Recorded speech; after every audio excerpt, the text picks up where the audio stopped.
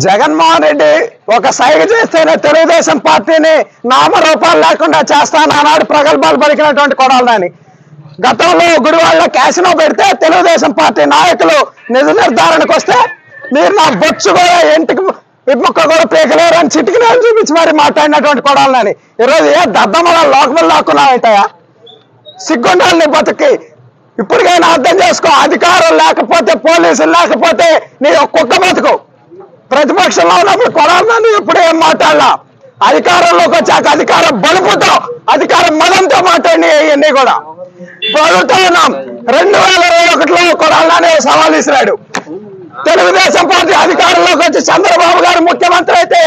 రాజకీయ సన్యాసం తీసుకుంటా అన్నాడు ఈరోజు అడుగుతా ఉన్నాం కొడాలని రాజకీయ సన్యాసం తీసుకోవడానికి రెడీగా ఉన్నామని అడుగుతా ఉన్నాం ఇంట్లో దాక్కున్నాడు పిరిగి పొంత దాక్కున్నట్టు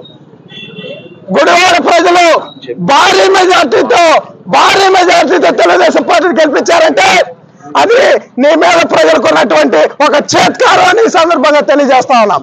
ఈ రోజు కొడాలని చెప్తా ఉన్నాం ఇది ట్రైలర్ మాత్రమే సినిమా ముందున్న రాజా లోకేష్ గారి ఆధ్వర్యంలో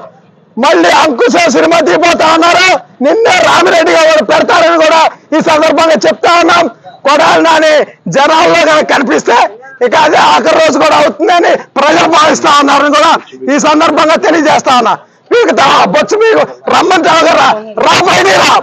బొచ్చు పీకుతారా రండి అన్నావుగా చంద్రబాబు స్థాయి కాదు మా స్థాయి సరిపోతుంది రా బయలుదేరా కొడాలని